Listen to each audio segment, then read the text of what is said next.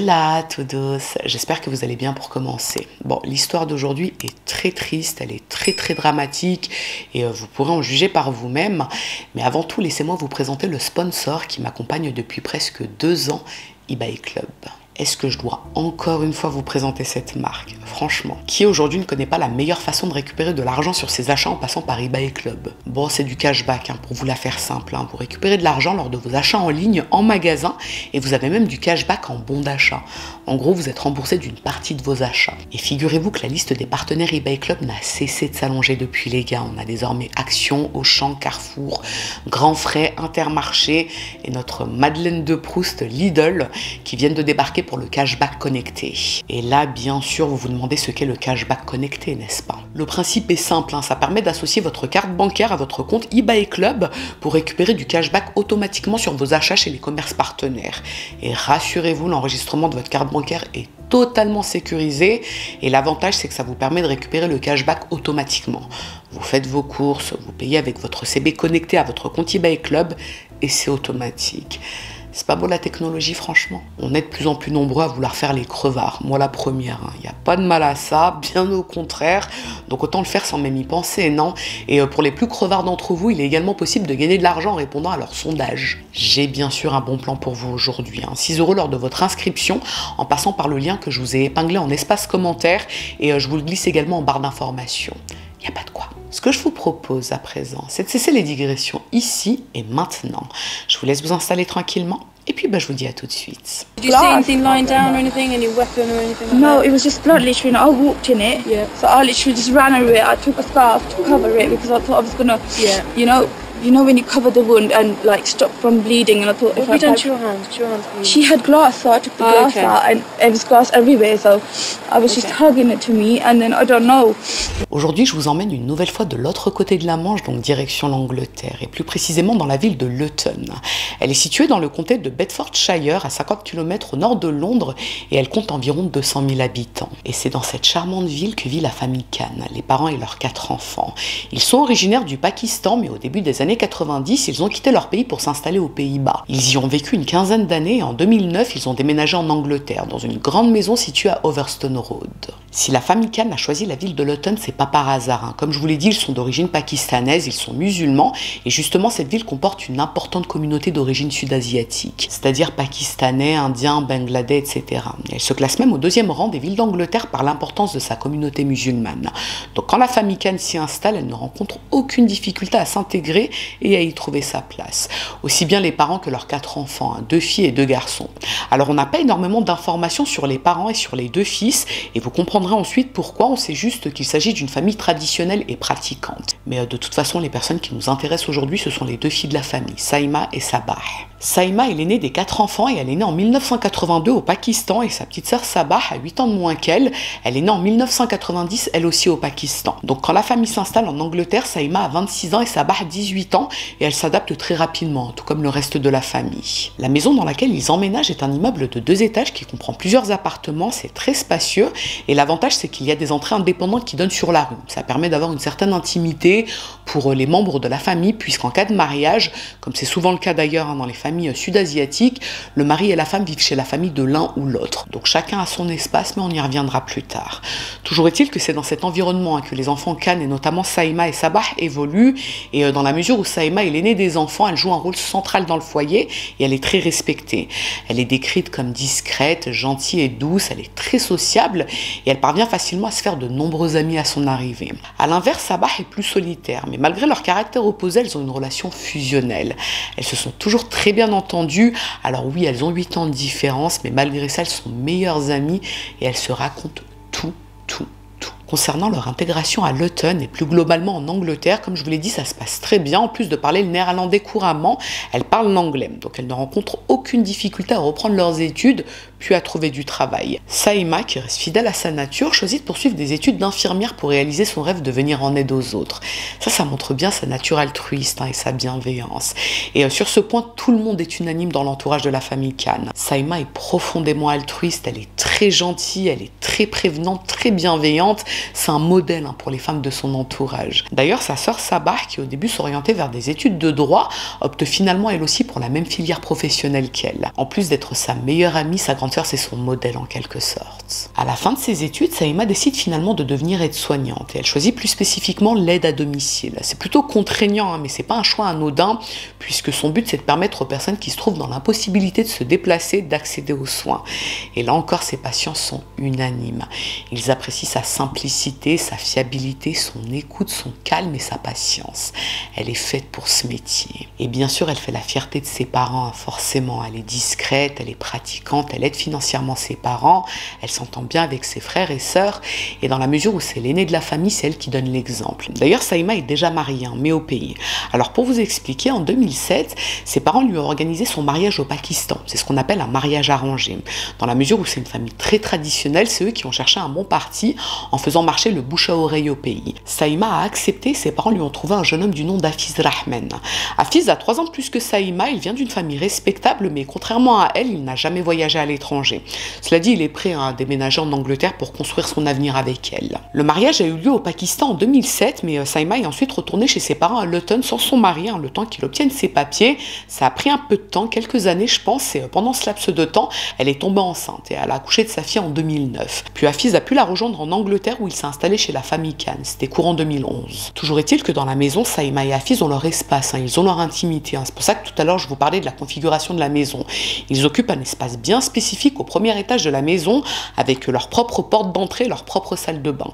Mais ils partagent leur quotidien et la vie de famille avec le reste des Khan. C'est-à-dire qu'ils mangent ensemble, ils passent du temps ensemble dans le salon, ils discutent, etc. Et l'installation d'Hafiz se passe très bien, il s'entend bien avec les parents de Saïma, il s'entend bien avec sa sœur, avec ses frères, et rapidement, il trouve un travail comme chauffeur de taxi. Saïma, de son côté, continue de travailler comme aide-soignante à domicile. Alors au départ, ça a posé problème à Hafiz, puisqu'il ne voulait pas que sa femme travaille. Il avait une vision, on va dire, un peu plus traditionnelle de la famille. Il considérait que c'était à lui de travailler à l'extérieur et que Saïma devait s'occuper de la maison, mais Saïma lui a parlé. Elle lui a expliqué qu'elle avait fait des études et qu'elle aimait ce qu'elle faisait. Donc elle a fini par le convaincre, il a accepté qu'elle travaille et les 5 années qui suivent, elle donne naissance à 3 autres enfants, 2 garçons et une fille. Saïma est totalement dévouée à son mari et ses enfants. En plus de travailler à l'extérieur, elle s'occupe de son foyer et elle fait en sorte d'être également présente pour ses parents. Et tout se passe a priori bien chez les Khan. La famille compte dorénavant 11 membres qui vivent sous le même toit. Les 2 parents Khan, les 4 frères et sœurs, dont Sabah et Saïma, son mari et leurs 4 enfants. Il y a beaucoup de vie dans la maison, beaucoup de rires d'enfants, et dans la communauté de Luton, la famille est très appréciée et respectée. Ils ne font jamais de problème à personne. Les parents sont impliqués dans leur congrégation religieuse et les enfants sont respectueux avec tout le monde. Ça aurait pu continuer comme ça, non? Bon, si c'était le cas, je ne serais pas en train de vous parler de cette histoire, n'est-ce pas? Le bonheur de cette grande famille où tout se passait très bien jusque-là, en tout cas en apparence, va basculer dans l'horreur. Le soir du 23 mai 2016, vers 23h, le centre des appels d'urgence reçoit l'appel paniqué d'une jeune femme qui leur explique qu'elle vient de découvrir le corps de sa sœur à leur domicile à Luton. Elle est morte et elle baigne dans une mare de sang. Et il ne s'agit pas d'un accident, ça semble bien plus grave. La police se rend immédiatement sur place et c'est Sabah qui les attend devant la maison des Khan. Elle est sous le choc et tandis que des agents de police pénètrent dans la maison pour vérifier ce qu'il en est, elle est interrogée. Et voilà ce qu'elle raconte. Ce soir, elle était seule à la maison avec les enfants de sa sœur puisque Saïma était sortie pour voir un patient vers 22h et le reste de la famille assistait aux funérailles d'une tante à la mosquée locale. À ce moment-là, Sabah était seule au premier étage avec les 4 enfants de Saïma. Ils ont 7 ans, 4 ans, 2 ans et la petite dernière 1 an. Elle les a mis au lit un peu plus tôt dans la soirée, mais vers 23h, la petite dernière s'est réveillée et elle s'est mise à pleurer en réclamant sa mère. Sabah a tenté de la calmer, mais rien à faire. Donc elle a envoyé un SMS à sa sœur pour lui demander de rentrer rapidement parce que la petite faisait une crise. 3 minutes plus tard, Saïma a envoyé un message à sa sœur pour lui dire qu'elle faisait au plus vite. Elle lui a précisé qu'elle était sur la route et qu'elle arrivait immédiatement. Et d'après Sabah, c'était le cas. Saïma est arrivée quelques minutes après. Mais en tout cas, elle a entendu la voiture de sa sœur se garer devant la maison quelques minutes après. Sabah a dit qu'à ce moment-là, dans la mesure où sa sœur venait d'arriver, elle est partie se doucher, toujours au premier étage. Mais avant de rentrer dans la douche, elle a crié depuis la salle de bain « Est-ce que tu es rentrée ?» Et Saïma lui a répondu « Oui ». Sabah va sous la douche, mais quelques minutes après, elle entend des bruits suspects en provenance du rez-de-chaussée, comme des coups et des cris. Elle enfile rapidement un vêtement, elle se précipite en bas paniquée, et là, elle découvre sa sœur qui gît dans le couloir dans une mare de sang au milieu de débris de verre. Sabah explique aux enquêteurs qu'elle a pris son écharpe pour tenter de l'appliquer sur les blessures de sa sœur pour stopper l'hémorragie, mais il y avait beaucoup trop de sang. Et c'est d'ailleurs en tentant de sauver sa sœur et en essayant de retirer des morceaux de verre plantés dans son corps qu'elle s'est blessée à la paume de la main. Et sa sœur ne réagissait pas, elle ne bougeait plus, elle était dans un sale état, recouverte de sang. Sabah était sous le choc. Donc elle a d'abord appelé son père pour le prévenir, puis elle a contacté les secours. Et c'est vrai que Saïma est dans un sale état, les gars. Son corps est toujours dans la maison, donc elle n'a pas encore été autopsiée, mais à première vue, elle a morflé. A priori, elle a reçu des coups de couteau, mais quand je vous dis des coups de couteau, c'est une vraie boucherie. Dans un premier temps, dans la mesure où il y a une effraction à la porte d'entrée de derrière, les enquêteurs considèrent qu'il s'agit sans doute d'une tentative de cambriolage qui a mal tourné. Peut-être par un drogué vu la brutalité du crime. Et là, on pense bien sûr au double meurtre de New Cross dont je vous ai parlé ici. Dans le cas présent, Sabah a confirmé aux enquêteurs qu'il manquait des bijoux et que quelques tiroirs ont été retournés. Donc le cambrioleur venait de dérober quelques objets de valeur. Saïma l'a surpris en rentrant et pour éviter qu'elle ne donne son signalement à la police, il l'a tuée. Massacré plutôt, puisque le corps est finalement autopsié et le rapport démontre bien l'extrême violence de ce qu'elle a subi. Elle a été poignardée à 68 reprises, un peu partout sur le corps. Et deux des blessures qui lui ont été infligées étaient si violentes et si profondes que la tête de Saïma était pratiquement détachée de son corps et un de ses bras était presque entièrement sectionné. Elle a quasiment été décapitée et de nombreux coups de couteau lui ont été portés alors qu'elle était déjà décédée. C'est quand même plutôt violent ça pour une tentative de cambriolage, non? Et les habitués des affaires criminelles que vous êtes savent que c'est très inhabituel que des cambrioleurs s'acharnent autant. Dans la grande majorité des cas, ils préfèrent déserter les lieux rapidement pour ne pas être appréhendés. Parce que bon, leur objectif premier, c'est de voler des objets de valeur, pas de nous faire un remake de ce crime. En tout cas, s'ils peuvent l'éviter. Alors certes, il y a eu une effraction à la porte de derrière et des bijoux ont disparu, mais quand même, 68 coups de couteau. On parle d'une décapitation là. Donc quoi, le voleur vient, il vole un truc ou deux et il décapite Saïma. Il prend le temps de la décapiter alors qu'il entend du monde à l'étage. Pour les enquêteurs, c'est pas très clair tout ça. La personne qui a fait ça à Saïma la connaissait forcément. On s'est acharné sur elle, on lui voulait du mal. Mais qui et pourquoi? La police a interrogé un entourage de Saïma et de sa famille et personne ne lui connaissait un seul ennemi. C'est typiquement le genre de femme qui n'a jamais de problème avec personne. Elle travaille, elle s'occupe de ses enfants, de son foyer, elle voit peu de monde en dehors des membres de sa famille et tous ses patients l'adorent. Personne n'avait jamais eu de problème avec elle, pas au point en tout cas de la tuer. Donc pour les enquêteurs, peut-être que le seul témoin de ce crime pourra les aider. Peut-être que quelque chose lui a échappé quand elle a été interrogée la première fois. Sabah est convoquée pour répondre de nouveau à leurs questions et dans un premier temps, elle maintient sa première version des faits. Elle n'en sait pas plus. Mais les enquêteurs ne lâchent pas l'affaire. Ils la poussent dans ses retranchements et là, elle finit par leur faire une drôle de déclaration. Selon des rumeurs qui circulent à Luton depuis quelques mois, sa sœur aurait eu un amant. Oui, un amant. Et récemment, elle aurait décidé de le quitter, sans doute à cause des rumeurs. Donc peut-être que cet homme aurait pu lui vouloir du mal pour se venger, ce qui expliquerait la brutalité des coups de couteau. Un crime passionnel en somme. Ok. Donc entre son travail d'aide-soignante, ses 4 enfants, son mari et la maison, Saïma aurait trouvé le temps de se faire secouer ailleurs. Et sa famille ne l'aurait jamais su malgré les rumeurs qui circulaient à Luton et dont personne n'a parlé aux enquêteurs lorsqu'ils ont interrogé le voisinage. Bien sûr, la police a analysé l'historique du téléphone de Saïma pour vérifier si elle aurait pu avoir une liaison. Elle était d'une droiture exemplaire. Comme je vous l'ai dit, elle avait à peine le temps de voir des copines. Donc prendre du temps pour un amant... Non, c'était pas possible. Et autant vous dire que les révélations de Sabah mettent la puce à l'oreille des enquêteurs, mais pas sur une supposée liaison de Saïma. Non, ça leur donne surtout l'impression que Sabah essaie de détourner l'attention des enquêteurs. Le fait de salir la mémoire de sa sœur en parlant d'amant, c'est pas seulement immoral, les gars. C'est bizarre. Et à partir de cet interrogatoire, Sabah n'est plus considérée comme simple témoin dans le meurtre de sa sœur. Dorénavant, elle devient suspecte. Et ce qui conforte les enquêteurs dans leur hypothèse, c'est la blessure qu'elle avait à la main quand la police est intervenue. Une blessure aussi profonde à la paume. Ça donne quand même l'impression qu'elle se l'est faite en tenant un couteau dans la main, justement. Ok, mais quel aurait été son mobile? Pourquoi est-ce qu'elle aurait tué sa sœur? Et pourquoi autant de violence dans ce crime? On parle quand même de 68 coups de couteau et d'une quasi-décapitation. Et comme je vous l'ai dit plus tôt, Saïma et Sabah ont toujours été très proches, elles étaient meilleures amies. Ça, c'est un fait incontestable. Elles disaient même à leurs proches qu'elles avaient une seule âme divisée dans 2 corps. Malgré ça, les proches de la famille Khan, qui sont interrogés à plusieurs reprises au cours de l'enquête, rapportent que depuis un certain temps, ils avaient constaté des tensions entre Saïma et sa petite sœur Sabah. Mais personne ne comprenait d'où ça venait. Saïma travaillait beaucoup, elle avait son mari, ses enfants, donc même si elle vivait dans la même maison que Sabah, elle se croisait plus qu'elles ne partageaient de moments ensemble. Donc on ne sait pas précisément quand ces tensions se sont installées, mais c'est venu progressivement au cours de ces dernières années. Au début, c'était des petites piques par-ci par-là, puis une dispute pouvait éclater pour rien, et ensuite, elle pouvait passer plusieurs jours sans s'adresser la parole.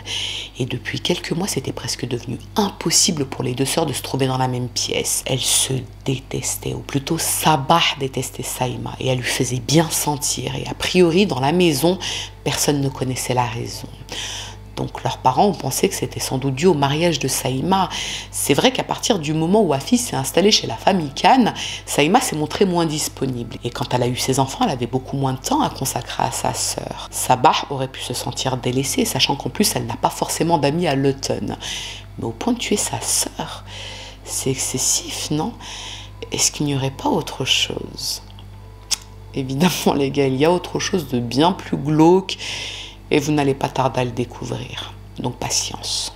Pour en revenir à l'enquête, une semaine après le meurtre de Saïma, la police perquisitionne de nouveau le domicile de la famille Khan. À ce moment-là, les Khan n'y vivent plus, ils ont été relogés ailleurs le temps de l'enquête. Les enquêteurs fouillent, pièce par pièce. Et qu'est-ce qu'ils retrouvent dans la chambre de Sabah, caché soigneusement? Un sac poubelle qui contient des vêtements tachés de sang, des gants tachés de sang, des bijoux et un énorme couteau de cuisine, lui aussi taché de sang. Autant vous dire que même si les enquêteurs avaient déjà quelques doutes sur Sabah, là ils ont été quand même surpris de trouver ça parce que concrètement, qui garde des preuves de sa culpabilité dans sa chambre? À part Sabah, qui garde ça? Franchement. Elle est interpellée, elle est de nouveau interrogée, devant les preuves qu'on lui présente, elle nie. Elle aimait sa sœur, elle ne lui aurait jamais rien fait, c'est presque scandaleux qu'on la soupçonne d'un tel crime. Sauf qu'à ce stade de l'enquête, il n'y a plus vraiment de doute possible. Le sang a été analysé, et c'est bien celui de Saïma. Mais Sabah s'accroche à la négation. Elle est malgré tout inculpée pour le meurtre de sa sœur. Cela dit, les enquêteurs ont besoin de clarifier certains points. Quel est le mobile? Est-ce qu'elle a agi seule et est-ce que c'était prémédité? Et pour cette question, la réponse est oui. Les enquêteurs ont récupéré les enregistrements des caméras de sécurité d'un supermarché à proximité du domicile de la famille Khan.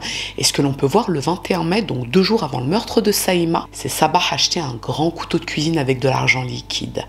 Le couteau utilisé pour tuer Saïma. Donc il y a préméditation.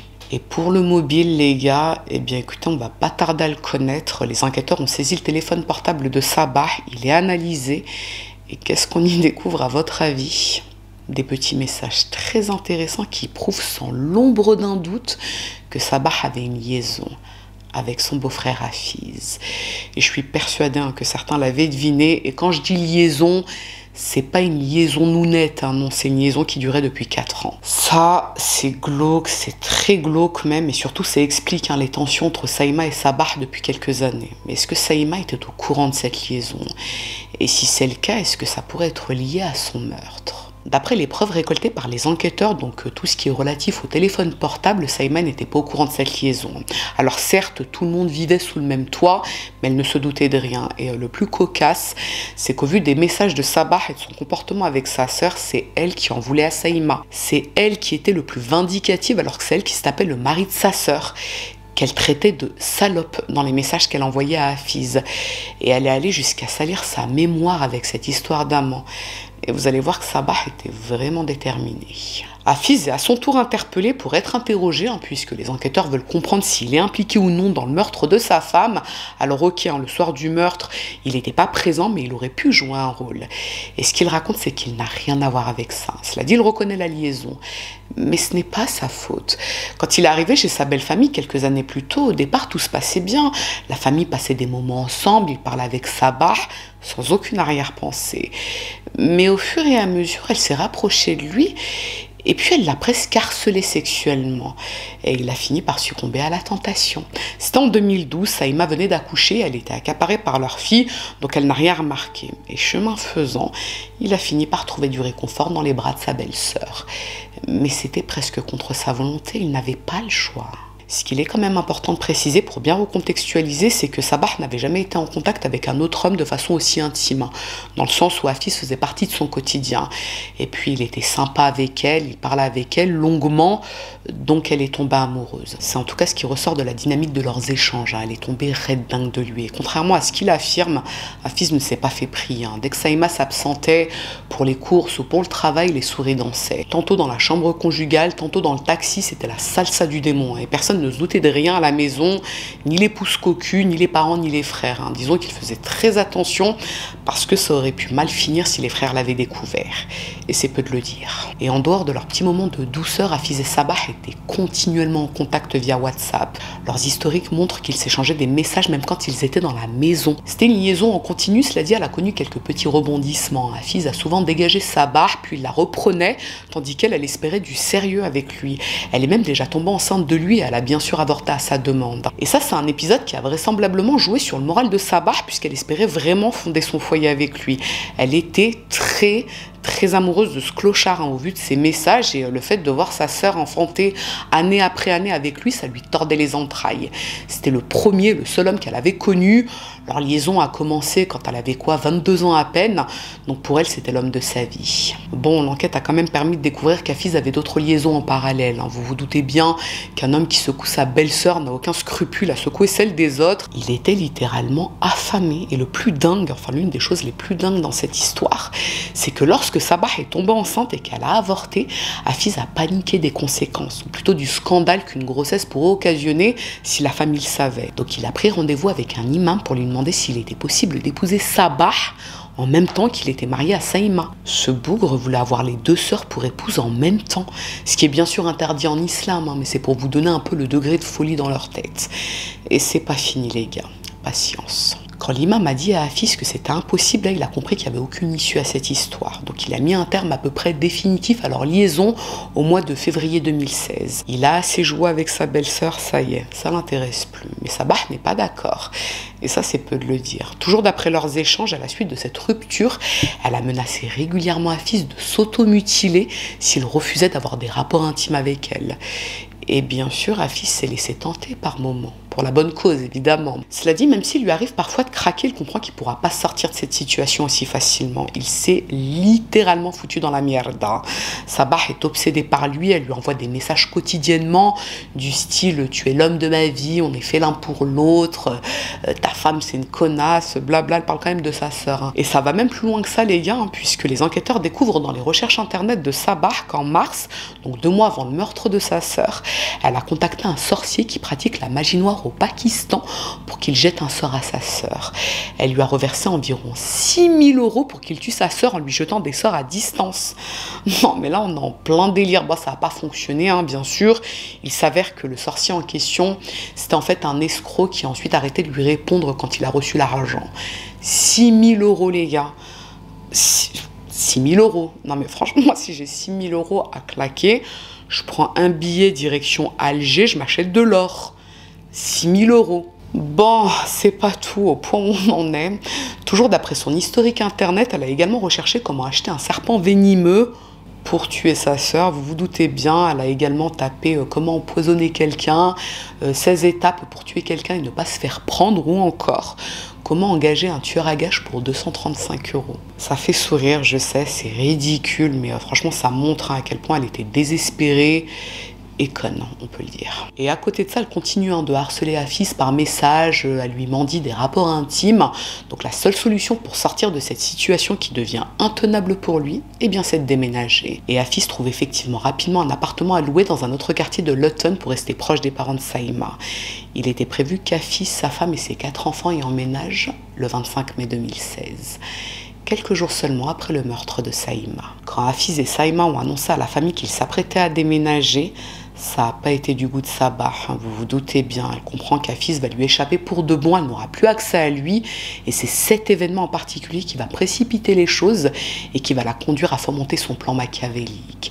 Saïma doit mourir. Sa sœur morte, elle pourra la remplacer dans le cœur, dans la vie, dans le lit d'Hafiz, mais également dans la vie de leurs 4 enfants, puisque jusque-là, Sabah a toujours été très proche de ses neveux et nièces. Pour les enquêteurs, il n'y a plus de doute possible. C'est Sabah qui a tué sa sœur, par pure jalousie. Et disons que l'avantage dans cette affaire, c'est qu'il y a un raz-de-marée de preuves. Et devant toutes ces preuves, Sabah finit par passer aux aveux. Oui, c'est bien elle qui a tué sa sœur. Mais c'est à cause de l'amour qu'elle portait à Hafiz. Elle avait peur de le perdre. Elle ne pouvait pas le laisser partir. Donc elle a mis son plan à exécution le soir du 23 mai. C'était le moment idéal. Toute sa famille devait se rendre à une cérémonie funéraire à la mosquée et Saïma devait voir un patient dans la soirée. Après le départ de sa famille pour la mosquée, elle a recherché sur internet la durée de la cérémonie pour savoir de combien de temps elle disposait avant le retour de sa famille. Ce qui prouve encore une fois la préméditation. Pendant que les enfants étaient endormis à l'étage, Sabah a envoyé un SMS à Saïma pour la faire revenir rapidement à la maison. Il fallait faire vite et quoi de mieux que de lui parler de sa fille qui pleurait. Elle connaissait Saïma, elle savait qu'elle adorait ses enfants et qu'elle se précipiterait à la maison pour s'occuper de sa fille. C'est de cette façon que le piège s'est refermé sur elle. Sabah a éteint toutes les lumières de la maison et lorsque Saïma est rentrée à l'intérieur, elle ne lui a laissé aucune chance. Elle s'est jetée sur elle, elle l'a poignardée encore et encore, sans s'arrêter pendant 8 longues minutes. Alors que les 4 enfants dormaient à l'étage. Elle ne s'est pas souciée un seul instant de savoir si l'un des enfants pourrait la surprendre. Et c'est d'ailleurs ce qui a failli se passer. Sa nièce de 7 ans s'est réveillée à cause des cris de sa mère. Elle s'est approchée des escaliers et elle a demandé ce qu'il se passait. Et pendant que Sabah continuait de poignarder sa sœur, elle a rassuré sa nièce. Tout allait bien, elle venait simplement de tuer une souris. Une souris, les gars. Et elle a ordonné à sa nièce de retourner se coucher. Sabah a ensuite cassé la vitre de la porte arrière de la maison pour faire croire à un cambriolage. Elle a enfourné ses vêtements ensanglantés, l'arme du crime, les gants, le téléphone portable de Saïma et quelques bijoux de valeur dans un sac poubelle qu'elle a ensuite dissimulé dans sa chambre sous son lit. Après ça, elle a pris une douche pour effacer toutes les preuves puis elle a appelé son père. Sans doute pour tester sa version des faits, elle voulait s'assurer que ce qu'elle racontait paraissait crédible. Après quoi, elle a prévenu les secours. Et la suite, on la connaît. Concernant Hafiz, compte tenu des échanges téléphoniques qu'il avait avec Sabah et de la dynamique de leur relation, ça paraît évident qu'il n'est pas impliqué dans l'assassinat de son épouse. Il voulait plus de Sabah. Il s'apprêtait justement à fuir la maison des Khan pour ne plus la voir. Donc même si moralement il a une énorme part de responsabilité, eh bien factuellement il n'est pas responsable de ce qu'elle a fait. Et ceux qui pensent que Sabah n'est pas non plus responsable de ce qu'elle a fait, eh bien ce sont ses avocats. Ils considèrent que sa santé mentale était altérée à cause de sa liaison avec Hafiz. D'après l'entourage de la famille Khan, Sabah a toujours été une jeune femme gentille et serviable. Elle adorait sa sœur avant qu'Hafiz ne s'installe chez eux. Donc elle a peut-être perdu la raison à cause de cette liaison. Ce qui l'aurait poussé à commettre ce crime. C'est en tout cas ce qu'ils affirment. Mais les expertises psychiatriques ne rendent pas les mêmes conclusions. Oui, elle a un pet au casque, mais elle est responsable de ses actes. Elle savait précisément ce qu'elle faisait le 23 mai. Elle a soigneusement préparé son plan avant de le mettre à exécution. Son procès s'ouvre en octobre 2017 à Londres et devant les preuves présentées au jury, Sabah accepte finalement un plaidoyer de culpabilité. Donc tous les éléments de l'enquête n'ont pas pu être divulgués, de même qu'il n'y a pas eu de témoignages de la part des proches de Saïma. Et c'est vrai qu'on n'a pas eu énormément de réactions de la part de la famille Khan. On n'en a même pas eu du tout, pour être tout à fait clair. Et la raison, c'est que ça reste assez tabou comme situation. Là, on parle d'adultère entre beau-frère, belle-sœur, puis un assassinat horrible pour une histoire de fesses au sein d'une famille très traditionnelle, très pratiquante. C'est quand même chaud. L'inspecteur en charge de l'enquête a d'ailleurs déclaré que cette situation est l'une des pires pour une famille. Les parents Khan ont quand même perdu 2 filles dans des circonstances bien glauques, l'une qui est morte assassinée et l'autre qui est l'assassin. Et d'après cet inspecteur, Sabah est une meurtrière froide qui a calculé son crime sans se soucier un seul instant des répercussions pour sa famille, que ce soit pour leurs parents, leurs frères, mais surtout pour les 4 enfants de Saïma. Elle voulait la vie de sa sœur, donc elle pensait pouvoir la remplacer auprès de ses enfants. L'avocat de Sabah a quant à lui déclaré qu'elle avait pris conscience de ce qu'elle avait fait, puisqu'elle a écrit une lettre pendant son incarcération dans laquelle elle exprime sa culpabilité, son échec, sa responsabilité et sa honte. Rien que ça. 2 jours après avoir plaidé coupable, elle est condamnée à la prison à vie assortie d'une période de sûreté de 22 ans. Donc en théorie, elle est éligible à la libération conditionnelle à partir de 2039.